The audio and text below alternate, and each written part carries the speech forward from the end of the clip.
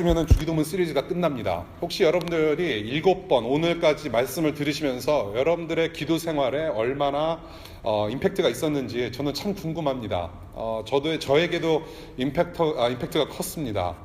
기도할 제목이 많구나. 정말로 쉬지 않고 기도할 수밖에 없구나라는 것을 저는 참 많이 깨닫고 있습니다.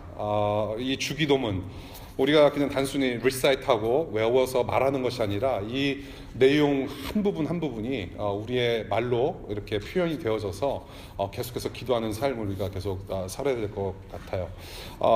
그렇게 하기 위해서 우리가 이제 예수님께서 가르쳐 주신 기도를 지금 계속 본문을 가지고 공부를 하고 있는데 오늘은 용서하시는 하나님에 대해서 우리가 얘기를 나눕니다. 상당히 또 헤비한 주제이죠. 용서라고 한다면 또 죄라는 문제를 우리가 거론하지 않을 수 없고요. 우리가 용서에 대해서 이야기를 할 때는 사실 영적인 필요를 위해서 우리가 기도를 하는 것이고요.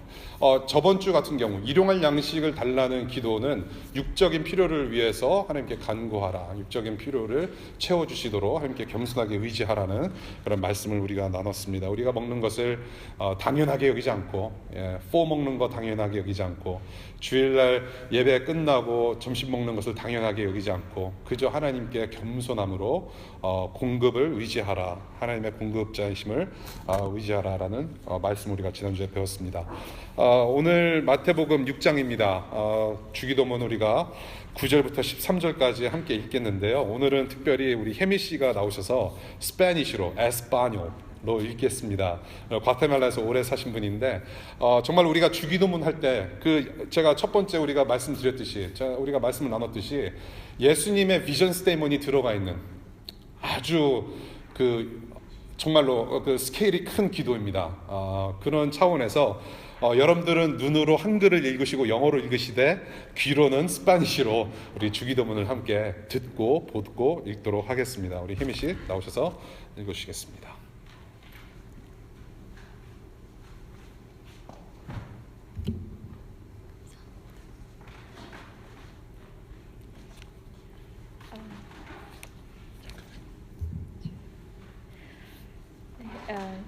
Este es el Mateo 6, capítulo 6, versículos 9 al 13, y dice así: Vosotros pues oraréis así: Padre nuestro que estás en los cielos, santificado sea tu nombre, venga tu reino, hágase tu voluntad, como en el cielo, así también en la tierra.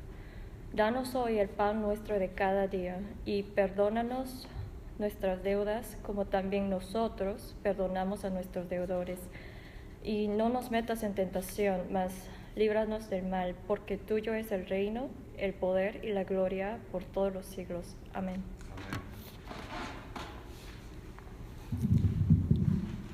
너무 좋아요. 아멘 알아들었어요. 기도하겠습니다. 하나님,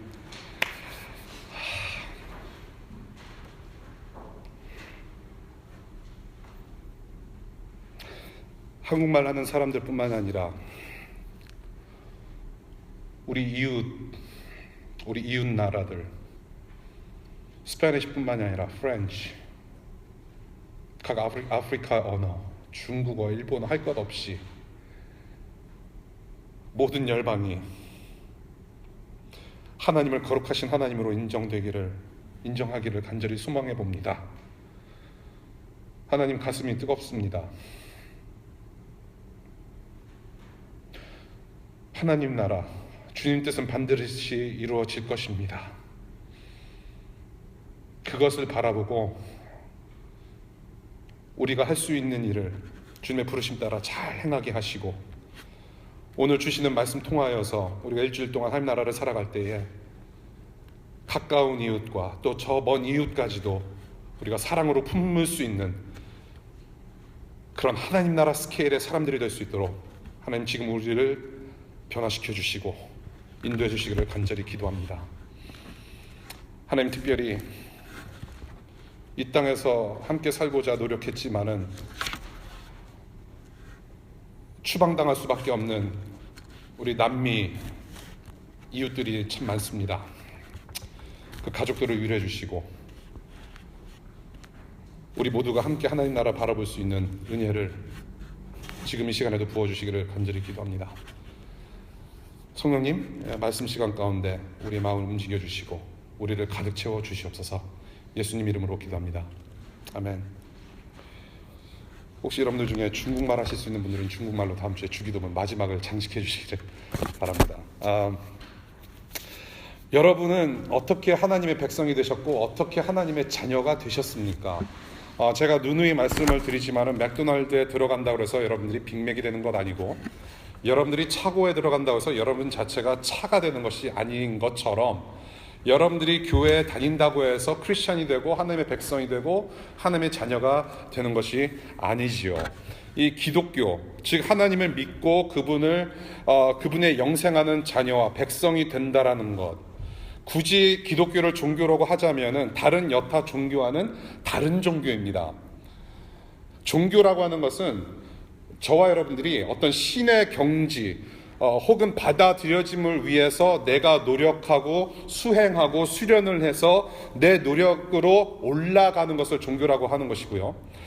하나님을 믿는다고 하는 것, 기독교는 하나님께서 일방적으로 우리에게 내려와 주셔서 나를 받아주신 그 사랑과 은혜에 감격하고 감사하며 하나님과 영원토록 즐기는 것, 그것을 저는 기독교라고 보는 것이죠. 종교라고 하는 것은 내가 올라가려고 노력을 하는 것이고, 이 기독교라고 하는 것은, 하나님을 믿는다고 하는 것은 하나님께서 일방적으로 우리에게 내려와 주심이라는 거죠. 오늘 주시는 주기도문의 기도 제목을 보면 잘 이해가 안 가요. 우리 12절 보겠습니다. 오늘 본문이 되는 12절의 말씀, 우리가 우리에게 죄 지은 사람을 용서하여 준 것 같이 우리의 죄를 용서하여 주시고. 수년 동안 주기도문을 알고 계셨던 분들은 이 본문을 여러분들이 어떻게 이해하시고 기도하셨는지 잘 모르겠습니다. 이 지금 본문을 보면 기독교의 사상, 기독교가 가르치는 것과 정반대되는 종교 행위로 보이지 않습니까? 내가 남을 용서하면 하나님께서도 용서하실 것이다. 내가 남을 용서하지 않으면 하나님께서는 나를 용서하지 않을 것이다.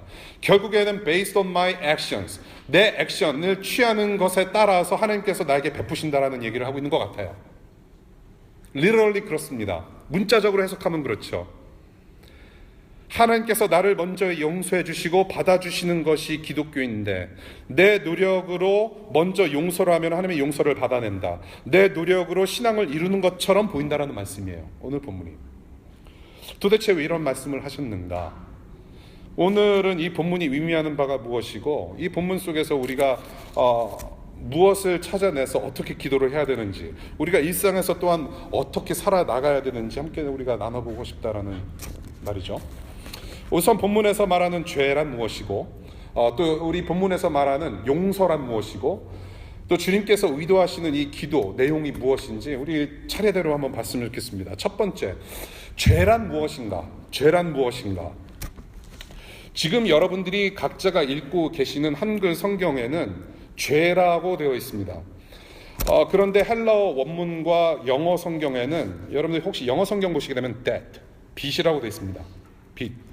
그리고 누가복음, 공관복음으로서 마태복음과 함께 같이 많은 사건들을 함께 공유하고 있는 누가복음 11장에도 사실 주기도문을 가르치고 계세요. 그 누가복음 11장의 주기도문에는 빚이 아니라 debt이 아니라 sin으로 표현하고 있습니다. 마태복음에는 빚으로 표현하고 있고, 누가복음 원문에는 그냥 말 그대로 죄라고 표현을 하고 있어요. 빚과 죄. 마태는 왜 빚이라고 표현을 했는가라고 생각해 보면요, 당시 유대인들 사회, 유대인들 문화에는 빚진 상태를 죄라고 그렇게 생각하는 것이 더 쉬웠기 때문에 그렇게 쓰지 않았겠는가라는 생각을 해볼 수 있다는 것이죠. 여기서 말하는 빚은 그냥 단순히 경제적으로 내가 돈을 빚졌다라는 개념보다는, 여기서 주기도문에서 말하는 빚은 의무불이행입니다. 의무를 다하지 않은 것이죠. 하나님에 대해서, 하나님을 향하여서, 또한 이웃을 향하여서 우리가 의무를 다하지 않는 것을 빚이라고 표현을 하는 것이죠. 그것이 바로 죄라는 것입니다. 하나님 앞에서 우리 모두가 율법을 어겨서 순종을 빚지고 있는 사람들로서 지금 저와 여러분들은 완전히 적자 상태라는 거예요. 그리고 빚을 갚을 수 없는, 무한한 그 빚을 갚을 수 없는 죄인이었다라는 것입니다. 누가복음을 누가 썼습니까? 누가복음은 누가가 썼습니다. 누가복음의 누가는 왜 이 부분을 죄라고 표현했을까? 죄라는 단어로 가장 많이 쓰이는 헬라어 단어가 하마르티아입니다. 이 하마르티아라는 단어는 관역을 향해서 활을 쏘면 빗나갔다라는 뜻입니다. 하나님의 뜻, 하나님의 의지, 하나님의 기준에 못 미치는 상태를 죄라고 하는 것이라는 거죠. 그래서 하나님의 영광에 아무도 이르지 못한 것입니다. 관역에서 빗나갔기 때문에. 따라서 빛과 죄라는 이 두 단어가 사실은 일맥상통하는 바가 있다는 것이죠. 저는 이렇게 종합해보고 싶습니다. 하나님의 기준에 미치지 못하여 그분에 대한 의무를 다하지 못하고 빚진 것을 죄라고 한다라는 것입니다. 용서란 무엇인가? 빚을 지면 갚아야 되는 것이죠. 빚을 지면 갚아야 돼요. 죄를 지었으면 그 죄에 대한 대가를 치러야 됩니다. 그런데 우리는 하나님께 진 빚과 죄값을 스스로 해결할 수 없었다라는 것이죠. 그때 하나님께서 자신의 긍휼과 자비라는 성품을 가지고 우리에게 베푸신 것이 있는데 그것을 보고 용서라고 하는 것이죠. 용서. 이 용서라는 단어 참 재밌습니다. 이 짧은 이 용서라는 단어 안에 수많은 의미가 내포되어 있어요. 가장 크게 나타나는 그 의미는 sending away라는 뜻이 있습니다. 용서는 sending away다. 내보낸다. 저 밖으로 내보내다. 빚과 죄책을 제거, 떠나보낸다. 또한 덮어준다라는 그런 의미도 있고요. 말소한다, 흩어버린다, 혹은 수장시킨다라는 뜻이 있습니다. 우리가 저와 여러분들이 무겁게 지고 있는 죄라고 하는 채무 부담을 없애주신다, sending away 해주신다. 그것이 용서라는 거예요.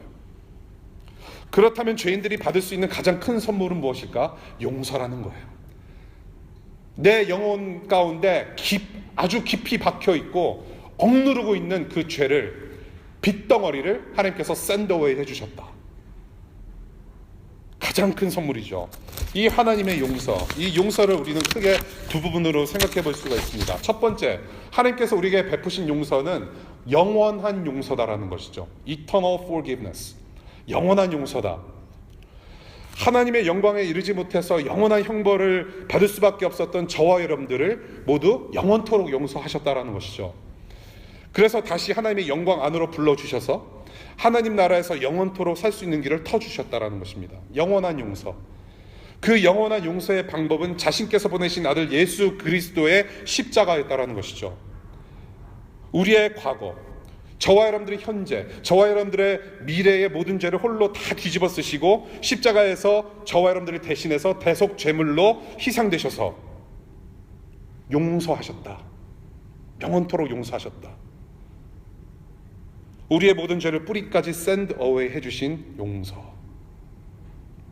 그 예수님의 수고와 노력, 희생의 행동, 피 흘려 주신 공로로 말미암아 저와 여러분들이 죄사함 받는 구원을 얻게 되었고, 죄에 대하여 회개함으로 주님 품으로 돌아와 다시 하나님의 자녀, 백성이 되었다는 것이죠. 영원한 용서. 두 번째는 경험적 용서입니다. 경험적 용서. 저와 여러분들이 매일 짓게 되는 죄에 대한 용서입니다. 저와 여러분들이 구원받을 그때만 하는 것이 회개가 아니죠. 회개라는 것은 구원받을 그때만 회개하는 것이 아니죠. 회개는 지속적으로 해야 됩니다. 지속적으로 해야 돼요. 영원한 제사함을 누리고는 있지만 아직 완성되지 않은 하나님 나라를 살아가는 가운데 저와 여러분들이 이 땅에서 아직도 여전히 짓고 있는 죄에서 우리는 회개해야 되고 하나님의 용서가 필요한 사람들이라는 것이죠. 영원한 용서로 구원받고 나서 그것이 다가 아니라는 것이죠. 우리는 용서함을 받고 구원을 받았지만은 아직 완성되지 않은 하나님 나라를 향하여서 우리는 지금 살아가고 있는데 우리는 지금도 여전히 죄를 싸워가면서 살아가는 그런 존재들이라는 것이죠. 그렇지만 우리는 구원받은 사람으로서 하나님께서 거룩하다 칭의해 주신 그런 하나님 나라 백성들로서 저와 여러분들은 성령 하나님의 도우심을 통하여서 우리는 계속 변화를 받고 있습니다. 거룩하게 변화를 받아요. 거룩하게 변화를 받는 순간순간 우리가 습관적으로 짓는 죄에 대해서 우리는 하나님의 용서가 필요한 사람들이다. 경험적 용서. 거룩이 완성될 때까지 죄와 여전히 싸워 나가야 됩니다. 그 과정 속에서 저와 여러분들은 매일 회개하면서 마음과 삶을 돌이키고 하나님께 용서를 구해야 된다는 것이죠. 이것이 성경에서 말하는 용서입니다. 영원한 용서와 경험적 용서. 자, 우리가 지금 죄와 용서에 대해서 우리가 살펴봤는데요. 그렇다면 이 기도 제목의 의미는 무엇인가? 지금 예수께서 말씀하시는 이 기도 제목의 의미, 뜻이 무엇인가? 죄는 무엇인지 알겠고 용서란 무엇인지 알겠다. 이 기도는 그냥 아무나 할 수 있는 기도가 아니에요. 이 기도는 하나님의 용서를 이미 경험한 하나님 나라 백성들이 할 수 있는 기도라는 것이에요. 지금 우리가 이 주기도문을 우리가 보고 있는데요. 제가 전에도 말씀드렸듯이 이 주기도문이라고 하는 것은 예수님께서 하나님 나라 제자들이 하나님 나라 백성들로서 이 땅에서 어떻게 살아가야 되는지를 가르쳐 주신 산상수훈이라는 가르침 속에 있는 기도라고 제가 말씀을 드렸습니다. 그러니까 이 기도를 하는 것은 하나님 나라 사람들로서 이 땅에 살아가는데 필요한 기도 제목을 주셨다라는 것이죠. 이미 하나님으로부터 용서받은 하나님 나라 백성들이 그렇게 하나님 나라 백성들로 변화가 되어서 하나님의 크신 용서를 내가 체험하고 경험을 해서, 그래서 내가 다른 사람들을 용서하면서 살아가듯이 오늘 내가 지금 지은 죄에 대해서 나를 용서해 주십사 하는 기도라는 것이에요. 무슨 말씀인지 아시겠습니까? 제가 서론에 말씀드렸죠. 이게 문맥상으로 보면은 내가 남을 용서를 해야만 하나님께서 나를 용서하시는 거구나 라는 공식이 성립이 되는데, 하나님의 용서를 경험한 사람들이 용서를 하면서 살다가 내가 짓는 죄 때문에 용서를 구하는 기도라는 것이죠. 무슨 말씀인지 아시겠습니까? 정리가 되세요? 하나님 나라 백성으로 살다가 주변의 이웃들을 용서하는 삶을 살다가 오늘도 여전히 죄에 부딪혀서 살아갈 수밖에 없는 나를, 내 모습을 용서해 주시도록 하나님께서 이 기도를 하게 하셨다는 거예요. 하나님 나라 백성이 돼서 주님의 용서, 놀라운 주님의 은혜를 경험하니 나도 그렇게 용서하는 사람이 되었고, 그렇게 남을 용서하는 방식대로 오늘 이 시간에 내 죄를 그렇게 용서해달라는 기도.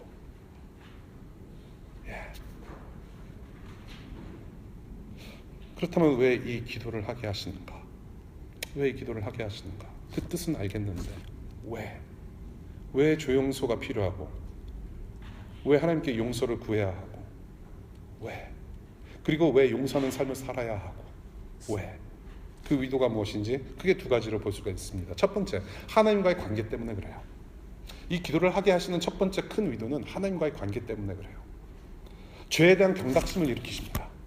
저와 여러분들이, 이 사람들이, 인간들이 왜 하나님과 멀어지게 되었는가? 그 관계 단절의 원인은 죄였다라는 것이죠. 죄의 문제. 하나님께서 싫어하시는 죄 때문에 하나님을 떠나서 영원한 멸망 가운데 있게 되었죠. 그러나 우리가 예수님 때문에 구원을 받았을지라도 여전히 우리는 죄에 노출되어 있는 사람들입니다. 아까도 말씀드렸듯이 우리는 구원을 받았을지라도, 죄 용서를 영원히 받았을지라도 여전히 우리 삶 가운데는 죄가 도사리고 있고 우리는 그 죄에 넘어갈 수밖에 없는 연약한 존재라는 것이죠. 아직 완성되지 않은 하나님 나라를 살고 있기 때문에, 이 땅 가운데 여전히 존재하는 죄 때문에 하나님과 멀어질 수 있음을 기억하라. 이미 구원받은 사람들이지만은, 너희들은 나의 자녀가 맞지만은 아직도 죄에 노출되어서 연약함 가운데 있는 사람들이라는 것을 기억해라. 회개라는 것은 단순히 수양의 마지막 날 밤에 불 끄고 눈물 흘리면서 회개하는 것이 일회성 이벤트가 회개가 아니라는 것이죠. 우리가 회개라는 것을 생각했을 때 상당히 많은 부분을 오해하고 있습니다. 우리가 예수 그리스도를 구주로 영접할 때만 회개하면 땡이라고 생각을 해요. 그러고 나서 우리가 일상에서 다시 짓게 되는 어떤 죄의 습관이 다시금 보여질 때 이거 어떻게 해야 되지? 그럼 나는 구원받은 사람이 아닌가라는 생각을 하게 된다는 것이죠. 그렇게 질문하는 청년들이 참 많습니다. 나는 구원받았다라고 생각을 하고 수양회나 부흥집회에서 회개 기도를 다 했음에도 불구하고 왜 나는 죄를 짓는 것인가? 우리는 죄를 지을 수밖에 없는 사람들이기 때문에 죄를 짓는 것이고, 그래서 우리는 daily, every moment 회개가 필요하다는 거예요. 회개는 좋은 것입니다. 매일 매 순간 하셔야 돼요. 회개하게 하시는 하나님, 매일 죄사함의 은혜를 구하게 하시는 하나님, 그 죄사함의 은혜가 없으면 살아갈 수 없는 존재들이라는 것을 기억하라. 요한일서 1장 9절을 봅니다. 요한일서 1장 9절에 보면은 이런 말씀이 있어요. 우리가 우리 죄를 자백하면 하나님은 신실하시고 위로우신 분이셔서 우리 죄를 용서하시고 모든 불의에서 우리를 깨끗하게 해주실 것입니다. 결국에 우리가 죄 용서를 받는 것은 그 목표는 거룩이에요. 하나님을 닮아가는 거룩.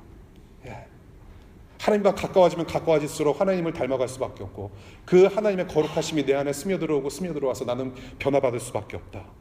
결국에 그래서 거룩해짐으로 해서 거룩하신 주님을 더욱 사랑하게 되는 그런 관계를 위해서 하나님께서는 이 기도를 주셨다는 의도를 볼 수 있다는 거죠. 두 번째 의도입니다. 이웃과의 관계입니다. 이웃과의 관계 때문에 너희는 이 기도를 해야 한다. 용서의 완성은 사랑이기 때문에 그래요. 용서의 완성은 사랑이다. 하나님을 사랑하고 이웃을 사랑하는 명령을 수행하기 위해서는 이 용서라는 것이 반드시 필요하기 때문에 너희는 이렇게 기도해야 된다는 거예요. 하나님을 사랑하고 이웃을 사랑하는 그 하나님의 계명을 실천해야 하는 하나님 나라 백성들에게는 이 용서는 반드시 필요하다는 거예요. 용서 없이 사랑할 수 있을까요?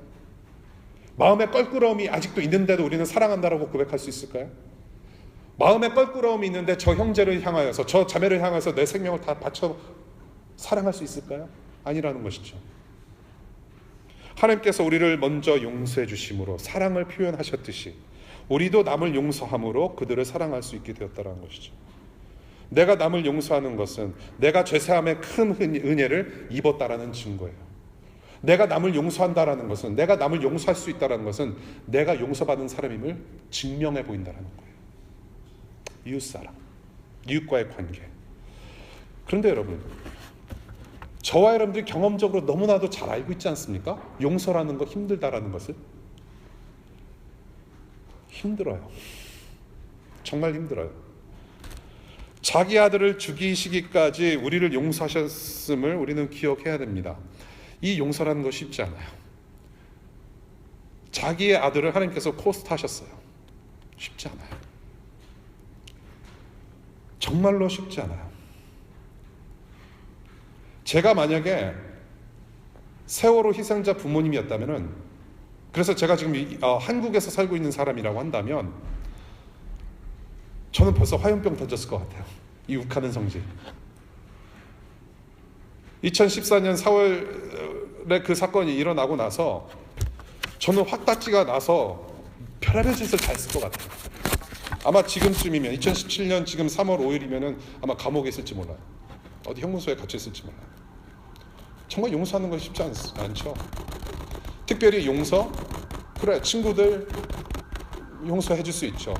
근데 여러분들이 가장 용서하기 힘든 사람들이 누구입니까? 여러분들 가족 아닙니다. 여러분들의 부인, 여러분들의 남편, 가장 가깝다고 생각되는 사람들한테 배신을 당하고 혹은 아픔을 당해서 혹은 상처를 받아서 그 사람들을 용서하기가 상당히 힘들다고 저는 생각을 해요. 네. 그 다음에 교회에서 상처받으신 분들, 네. 용서하기 참 힘들어요. 그런 상황들을 우리가 많이 보게 됩니다. 우리가 용서하기 쉽지 않고 용서가 매우 힘든 일이고, 그런데 하나님의 계명을 봐서는 매우 중요한 일이기 때문에, 이 용서가 얼마나 중요한 일이기, 이게 굉장히 중요한 일이기 때문에 저와 여러분들에게 오늘 기도하게 하신다는 거예요. 힘들기 때문에.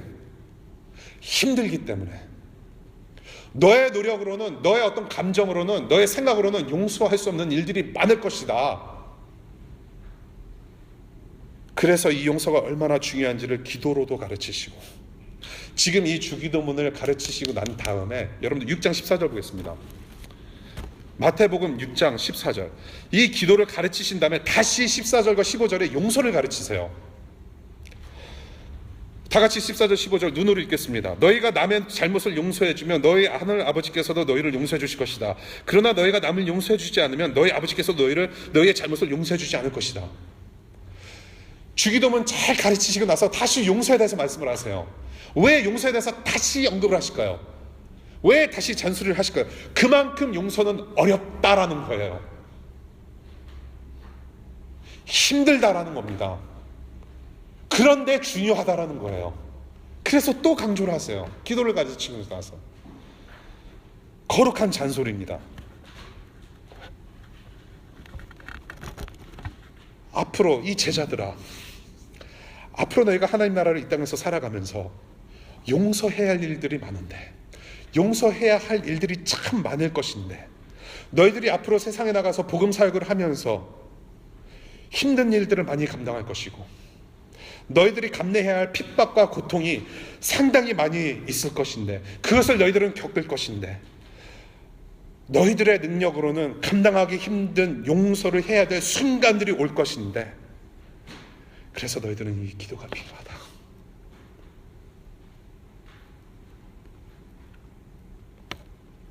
재차 강조하시며 말씀하시는 거예요.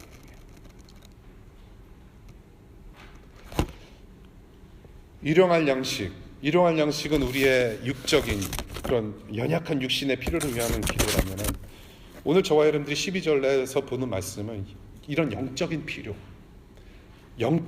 필요를 구하는 기도, 내가 죄인임을 인정하며 하나님의 용서를 구하고 또 하나님의 용서를 받은 사람으로서 내가 용서를 베푸는 그런 삶, 그래서 하나님께서 그 영적으로 내 영혼을 채워주시도록 구하는 기도라는 것이죠. 오늘 주시는 기도의 의미가 뭔지, 왜 이 기도를 기도하게 하시는지, 그 의도가 무엇인지 잠시 살펴봤습니다. 우리라고 표현을 해요. 우리의 죄를 사하여 주옵시고 우리를 시험에 들지 말게 하옵시고, 우리의 기도입니다. 이제 저와 여러분들이 우리가 공동체적으로 함께 실천해야 될 부분을 우리 간단하게 나누고 마무리할게요. 첫 번째, 매일 매 순간 여러분들 회개합니다. 회개. 저와 여러분들은 하나님의 영광을 구하는 것보다 죄 짓는 데 발 빠른 사람들입니다. 저와 여러분들이 오늘 아침에 알람을 켜고 일어나서 딱 눈 뜨자마자 하나님의 영광에 찬미하고 감사하며 오늘 하루를 하나님의 영광에서 무엇을 어떻게 살아드릴 것인가 통성기도 하면서 하나님의 영광을 구하는 사람 그렇게 많이 있을 거라고 생각하지 않아요. 저도 역시 다르지 않아요. 눈을 뜨면은 죄 짓는 데 바빠요. 정욕을 생각하고 하나님의 영광을 생각하지 않는 그런 연약한 가운데 우리는 계속 살아가요. 그래서 회개는 빨리 하면 빨리 할수록 좋습니다. 회개는 빨리 하면 빨리 할수록 좋아요. 우리 안에 계시는 성령께서 회개하라고 우리 심령에 문을 두드리십니다. 그때 바로 해야 돼요. 여러분들이 정말로 예수 그리스도를 구주로 영접하고 하나님 나라를 살아가는 백성이라고 한다면 성령께서 여러분들이 지금 성령께서 함께하고 계세요. 이거는 상당히 기쁜 소식입니다, 여러분. 성령께서 여러분들을 거룩하게 변화받도록 도와주세요. 그런데 그 성령님은 그냥 좋은 것만 제공하지 않으시고 우리의 양심을 계속 때리세요. 우리가 죄 지을 때마다 때리십니다. 얼마나 좋습니까? 좋은 것이잖아요. 왜냐? 우리는 예수님을 닮아가는 과정 속에서 우리는 지도를 받으니까. 우리의 영혼의 지도를 해주세요. 그때마다 여러분들 그 성령 하나님의 지도하심에 따라, 인도하심에 따라 매 순간 회개하시기를 바라요. 회개. 하나님 앞에 통회하는 심정으로 회개하시기 바랍니다. 회개. 여러분, 영적으로 성장하고자 정말로 갈급해 하시는 분들 많으시라고 생각이 됩니다. 영적으로 여러분들 성장하시고 성숙하시기를 바라는 분들이 여기에 오셨다라고 생각합니다. 내가 좀 신앙이 조금 자라야 되고 이 바쁜 생활 속에서도 정말 신앙을 붙잡고 살아가기를 정말 원한다. 그래서 소그룹도 참여하시고 예배도 참여하시고 이렇게 어쩔 수 없이 오는 DC 교회에 오신 분들, 여러 가지 정말로 좋은 것을 바라고 오시는 분들 계실 거라고 생각을 합니다. 저희 교회는 프로그램이 많이 없어요.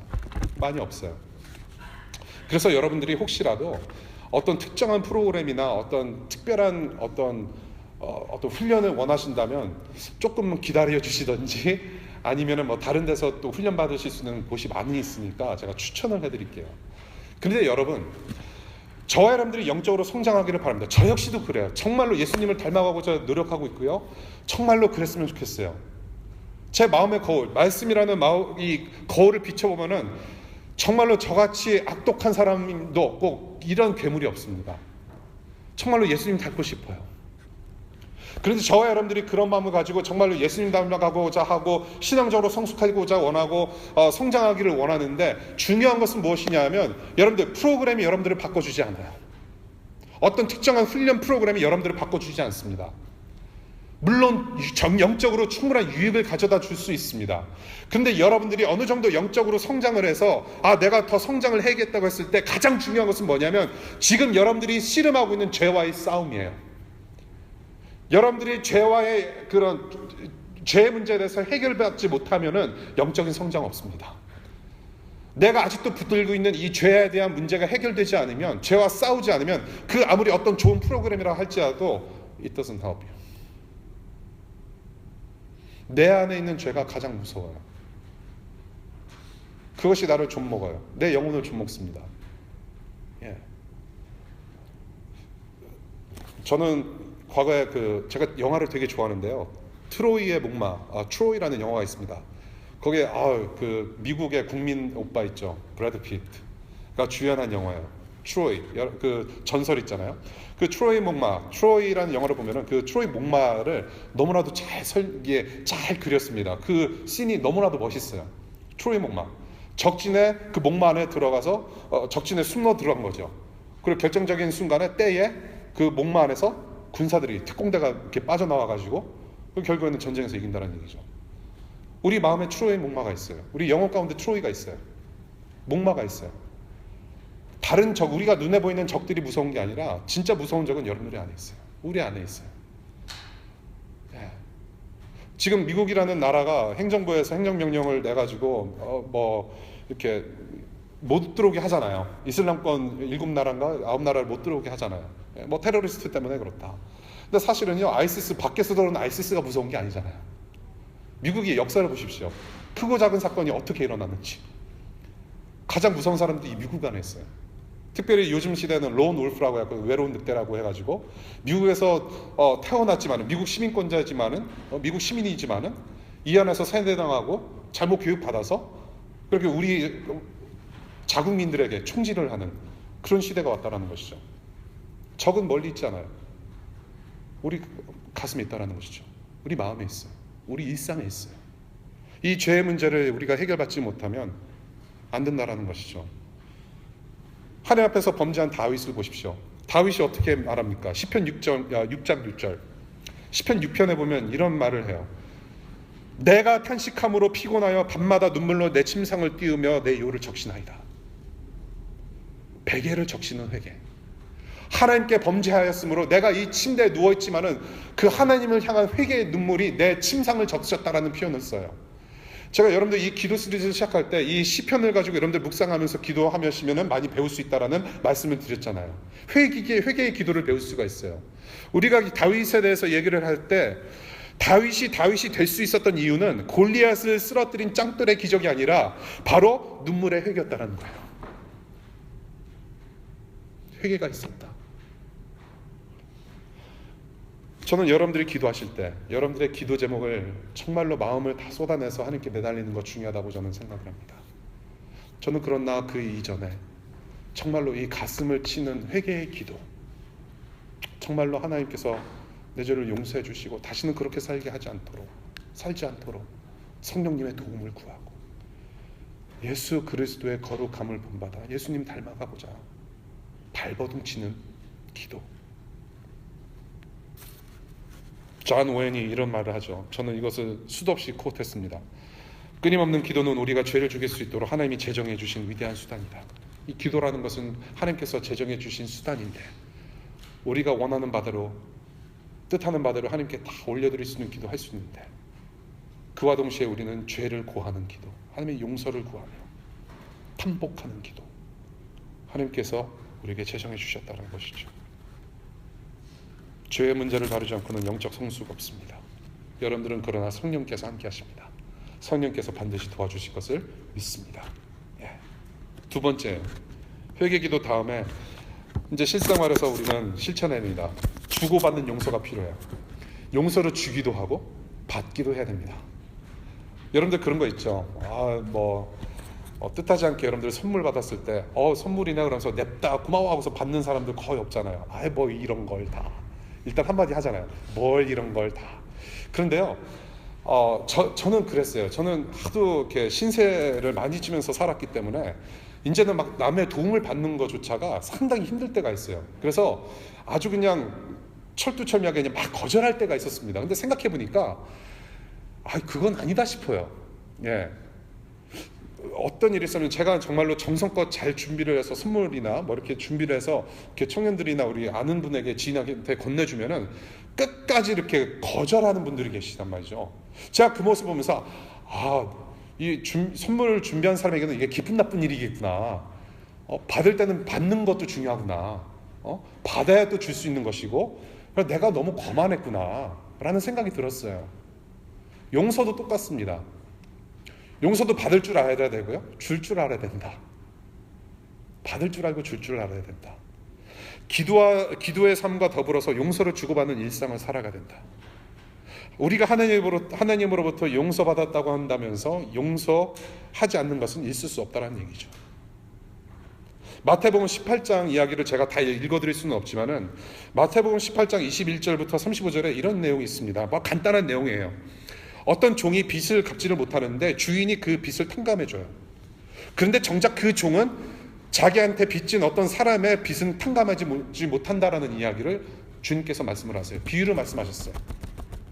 내가 빚을 탕감받았으면은 나한테 빚을 진 사람의 빚을 탕감해 주는 것이 당연하다. 지금 성경에서는 그렇게 가르치고 있는데, 그래서 주님의 은혜를 크게 체험한 사람들은 용서의 삶을 살 수밖에 없다는 것을 가르치시는데, 우리는 그렇게 할 수 없다라는 얘기죠. 그렇게 하기 참 힘들다는 얘기예요. 그것을 실천하라. 그것을 실천하라. 내가 받은 은혜를 그대로 축복의 통로가 되어서 은혜를 베푸는 삶을 살아라. 가까운 이웃부터 연습하라. 또한 이웃에게 잘못을 저질렀으면 용서 구하시기 바랍니다. 여러분들, 저와 여러분들은 퍼펙트 휴먼 빙 아니에요. 정말로 온전한 사람들이 아니잖아요. 실수도 많고, 직장생활 실수는 말을 할 것도 없고, 인간관계에서 사실 저와 여러분들이 학교 공부나 직장생활이 힘든 거 아니잖아요. 업무가 힘들어서 힘든 거 아니잖아요. 학교 공부가 물론 힘들지만 그냥 노력하면은 어느 정도 레벨에 올라갈 수 있잖아요. 근데 정작 우리를 힘들게 하는 것은 인간관계.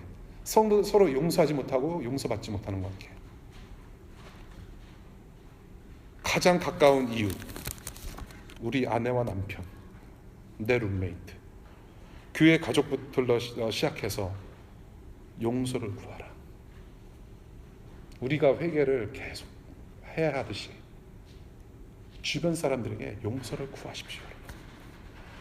그게 예수님 닮아가는 사람의 모습이에요. 밀양이라는 영화에서 우리 누님 되시는 전도연 씨 아들을 어떤 사람이 납치해서 죽이는 사건이 발생했죠. 그래서 이 전도연 씨가 예수님을 믿고 난 다음에 기독교인이 돼서 그 살인범을 찾아서 갑니다. 근데 정작 살인범을 면회하러 갔는데 이 살인범이 대뜸 그러는 거예요. 나는 주님께 용서받았다. 그렇죠? 기억나세요, 여러분들? 밀양? 그러면서 전도연 씨, 정작 그 희생자의 엄마한테는 용서를 구하지 않아요. 그래서 어떡합니까? 거기서 밀양의 어떤 사건의 어떤 클라이막스가 터지잖아요. 네? 어떻게 이럴 수가 있느냐? 내가 이 살인범을 내가 용서하지도 않는데 어떻게 하나님이 먼저 용서할 수 있느냐? 이것은 사실 기독교 영화도 아니고 반기독교 영화도 아니에요. 그냥 아무것도 아닌 거예요. 하나님께서 말씀하시는 용서는 이런 게 아니에요. 그럼 이 살인범이 문제예요. 전도연 씨가 문제이기 전에 이 살인범이 문제예요. 하나님께 용서받은 사람들로서 살아가는 모습은 뭐냐면, 내가 잘못했으면 우리 이웃에게 용서를 구하는 삶이 진짜 크리스찬의 삶이라는 것이죠. 나만 용서받으면 끝이 아니에요. 하나님께로부터 나는 용서받았으니까 I'm fine이 아니란 얘기예요. 내가 죄인으로서 용서받은 삶을 살고 그렇게 새로운 삶을 살게 되면 여전히 크레딧 카드 빚은 따라와요. 나는 구원받았으니까 크레딧 카드 빚 필요 없어가 아니에요. 여러분들의 GPA 예수님 믿어도 그대로 따라와요. 2.5였던 GPA 여러분들 3.5 만들기 위해서 리커버 해야 되는 노력이 필요해요. 예수님 믿고 나서도 여전히 여러분들의 크레딧 카드 빚은 갚아야 돼요. 예수 그리스도를 믿고 나서도 여전히 여러분들에게 상처를 주었던 사람들에게 용서를 베풀어야 돼요. 여러분들이 예수 믿기 전에 지은 죄가 큰 죄가 있었는데 누구를 찔러 죽였던지 누구에게 거짓말을 해서 사기를 쳤던지 내가 예수를 믿어서 다가 아니라는 얘기예요. 법적으로 처벌받을 일이 있으면 처벌받아야 된다는 얘기예요. 여러분, 용서를 구하고 주는 삶.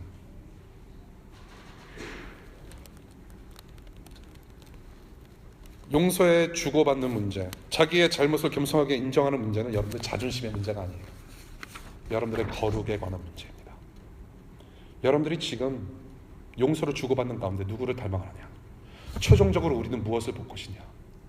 최종적으로 내 안에 계신 예수 그리스도께서 나를 거룩하게 하심으로 나는 정말로 영화롭게 변화받는 이 홍주영의 모습으로, 내 모습으로 보면서 살아갈 것이냐?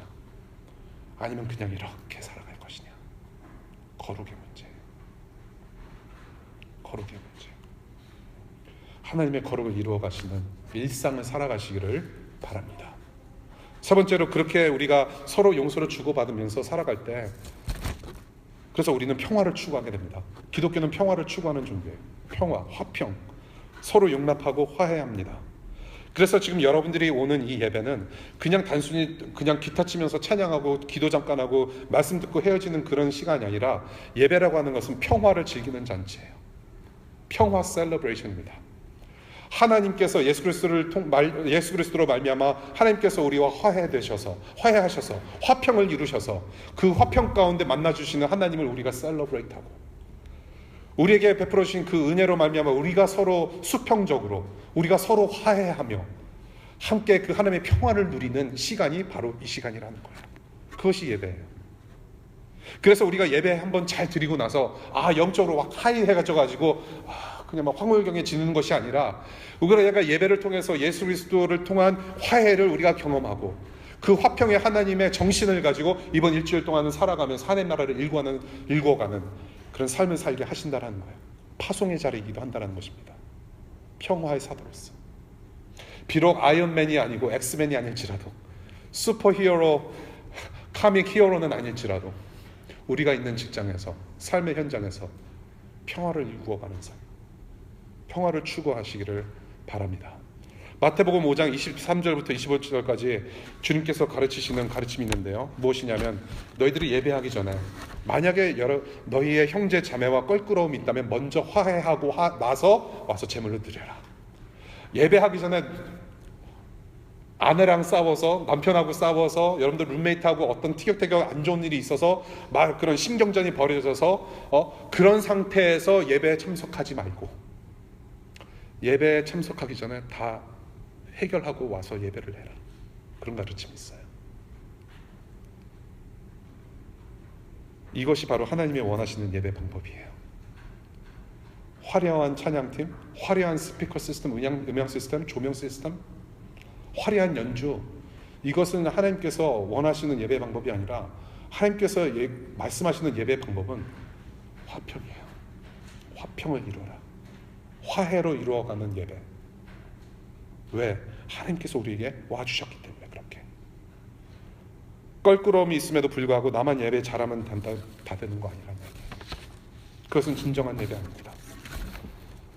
저는 사역자로서 이렇게 살아가면서 여러 가지 위기가 있었는데, 매주마다 느끼는 위기가 있었어요. 그것이 무엇이냐면, 이게 사역자 남편을 도와서 아내가 좀 이렇게 잔소리도 좀 덜하고 서포트를 해주면 얼마나 좋아요. 이게 주일 아침마다 뭔가 이렇게 잔소리가 나면 또 와서 막 티격태격하고 막, 거기다 애 셋을 낳으니까 더 심해요.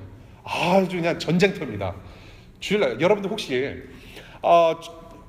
모태신앙인으로서, 혹은 여러분들 부모님이 기독교 교인으로서 오랫동안 이제 생활하신 분들 계시면 아실 거예요. 뭐 장로님이나 집사님이신 분들. 주일날 아침 되면은 집안이, 집구석이 이렇게 화평하지가 않아. 그냥 아버지는 엄마한테 왜 이렇게 안 나와? 그러면서 소리 지르고, 시간 늦었어 빨리 나와! 그러면 어머니 대충 그냥 갈매기가 이쪽으로 가고 이쪽으로 그리고 대충 그래서 나오고 투덜투덜하면서 교회 가는 모습. 일상이잖아요. 그렇죠? 사역자 집안도 다르잖아요. 예. 뭐 넥타이가 그게 뭐냐, 이게 잘 맸다고 생각을 하는데 또 넥타이 풀어, 귀찮아 죽겠어 진짜. 예. 여러 가지들. 애들은 애들대로 막 옷 안 입고, 이빨도 안, 오늘 한면슬 말씀하지 마세요. 오늘 한면슬이 이빨 닦고 세수하고 나온 줄 알았는데 보니까 이빨 안 닦았어. 그것도 수습해야 돼 또. 전쟁이에요. 제가 신혼 초기 때 이제 그런 주일 사역을 이제 시작하면서 마음이 힘들잖아요. 예. 아 정말 이 찬양인도 기타 메고 싶지도 않고 예배 가고 싶지도 않아요. 이런 마음으로 어떻게 예배를 합니까? 근데 제가 그래도 하나님 예배하는데 예수님을 닮아간다면은 내가 한 발짝 물러나주는 게 상책이다.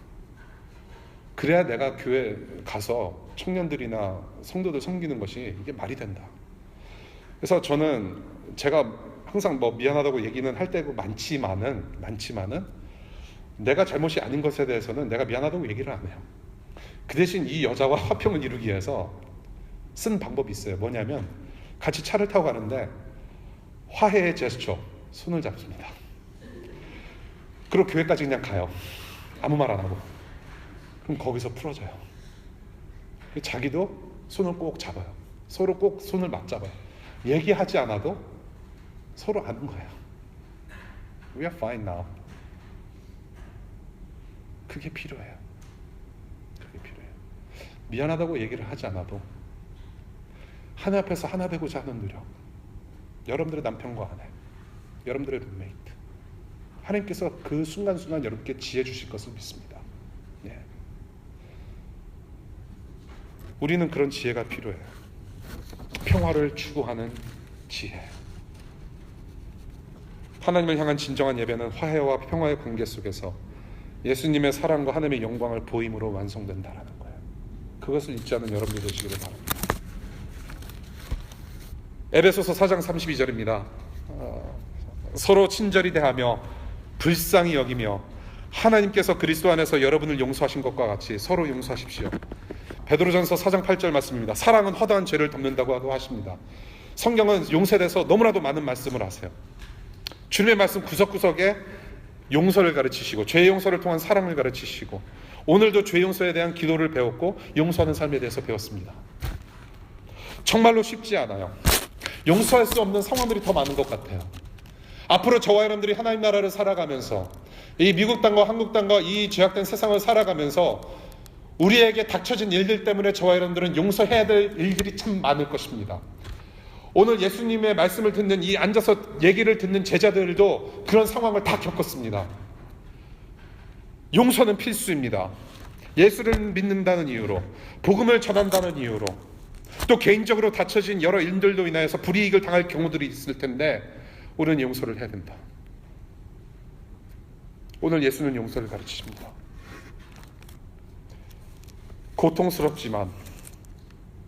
고통스러워도 너무나도 힘들기 때문에 그래서 주는 오늘 기도하라고 가르치세요. 답이 없어요. 유학생활 힘들어도, 비자 문제가 힘들어도, 학교 졸업하고 앞으로 어떻게 살아갈 것인가 고민하는 모든 문제 가운데 여러분들이 크리스천이라는 것 때문에 직장에서 불이익을 당하는 것, 그 모든 것이 너무나도 우리를 고통스럽게 할지라도 그래서 오늘 가르쳐주신 주님의 기도를 기억해야 된다는 거예요. 우리가 용서받을 자격이 하나도 없었음에도 불구하고 일방적으로 찾아와 내려와 주셔서 우리를 용서하신 그 예수 그리스도의 십자가, 그것을 붙들 수밖에 없다라고 오늘 가르치시는 주님의 말씀에 여러분들 귀 기울이시기를 바랍니다. 기도할게요.